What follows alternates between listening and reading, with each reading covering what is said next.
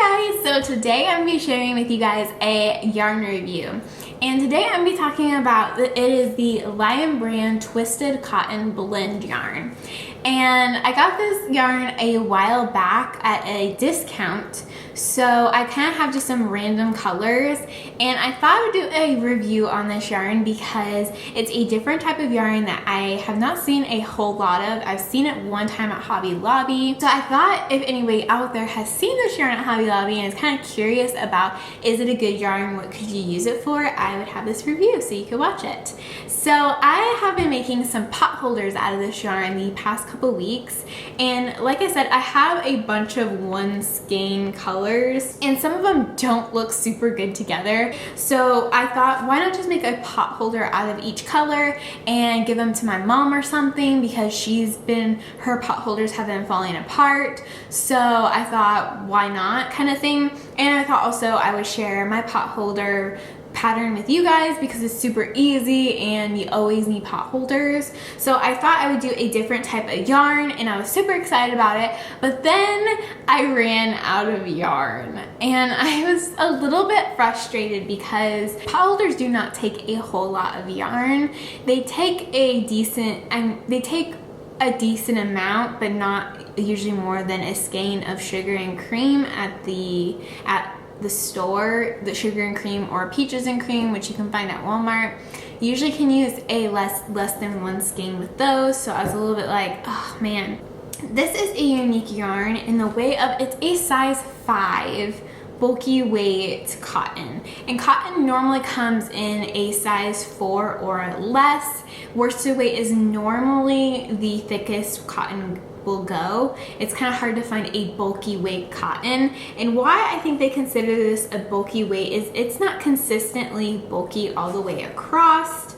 It has little bumps in it that are a little bit thicker, then they have like a thin little piece, then it gets thicker, then it gets thin all the way across, and it's kind of random bumps all the way, I think, throughout the whole skein. They're not consistently spaced out or anything like that. They're very much kind of random thick spots, random thin spots.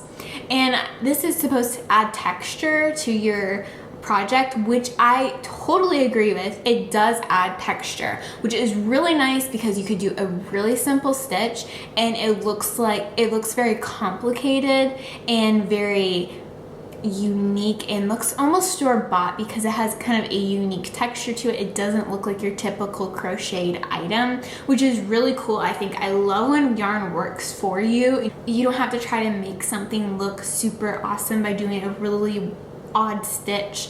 It's kind of nice whenever the yarn does all the work for you and you can just use single crochet and it looks really cool. So I do appreciate that about this yarn because that's nice. I do like that. The thing I really do not like about this yarn is the price and how much you get in this yarn. You only get 98 yards. And to me, I couldn't even finish a pot holder out of that amount of yarn, and it's a little bit frustrating because I don't want to rip it out, but I gotta find a way to finish it where it doesn't look weird. So that is definitely something I'm a little bit like, ugh, because it's $5.99 for one skein. So it's $6 for one skein, and I can't even make one pot holder out of that. So I'm kind of thinking like that's gonna be a $6 pot holder because it takes $6 of yarn. I'm not calculating my time, but to me, you could buy a pot holder at the store and it would be a lot cheaper. And even if you wanted to like sell these pot holders, they would be very expensive because you need to make money off of them. And so I just see some flaws there, which is a little bit disappointing because I do like the yarn, but I just think the price and the yardage definitely brings this yarn down a couple of notches for me. It is a blend of cotton. It is not 100% cotton, which I did not know. I actually learned that right before I started this video. So I'm hoping it's gonna work with my pot holders, because pot holders you cannot use acrylic yarn because it will melt and burn. You have to use cotton, and this is a mix of acrylic and cotton. So I'm gonna have to kind of see how this plays out because it may burn still. So I'm actually gonna have to finish my pot holder and then use it a couple times and see how it works, if it's gonna melt or not, before I can fully make the video with this yarn, because I don't want to recommend something to you guys and it melts on you. I would be so frustrated for you guys, and I would blame you guys for being upset too if you guys made something with the yarn that I said I used and it did not work out for you. I would not blame you guys at all for being upset. So I am a little bit caught off guard by that. I know it's a cotton blend, but I just didn't think there was gonna be 30% acrylic. I thought it was gonna be maybe polyester or something. I didn't think it was gonna be acrylic yarn, because typically you can't use acrylic with hot stuff. You always use cotton. So it's just a really odd blend, I think, for a cotton blend that definitely looks like you can make kitchen stuff out of it. But that's just my thoughts on it. I definitely did not have any problem with splitting, which is really great. Splitting really annoys me, so I'm really happy that this yarn did not split at all.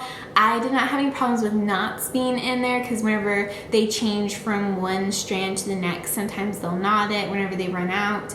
I only experienced one knot, I think, out of 2 skeins I used, which that's not a big deal, because that happens with a lot of yarn. Whenever they run out of yarn and they're going to attach another one in the same skein, there's a little knot there.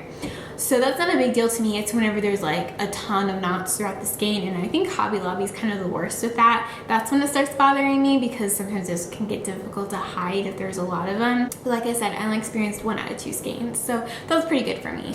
But I have to say, I'm only gonna give this yarn, like, I'm gonna give it 3 stars, because I like the yarn. The yarn's nice. I just really don't like the price, and I really don't like that you don't get a lot of yarn to be able to even finish a pot holder. I really can't think of anything else. You can maybe make some dishcloths out of it. You can even make a towel out of this, honestly. You can make a dishcloth and maybe some coasters out of it. That would work out for this, but any big projects you would need a lot, and it is expensive.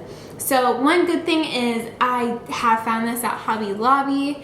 I don't know if I said that earlier, but I have found this stuff at Hobby Lobby, and you can get 30% off. So that does help a little bit, but it is still a little bit more on the spendy side, I think. So I would recommend, but I would just kind of, like I said, really plan out your project, know what I wouldn't buy this yarn for funsies, because then you're gonna have it in your stash for a long time unless you have a lot of like small ideas for it. I definitely buy this yarn with a plan in mind and how much yardage you're gonna need for that plan, because it's less than 100 yards. It's really hard to find something to make that's less than 100 yards. So those are my thoughts on this yarn. I hope you guys found this video helpful, and I also hope you guys have an amazing day, and I will see you guys in my next video. Bye!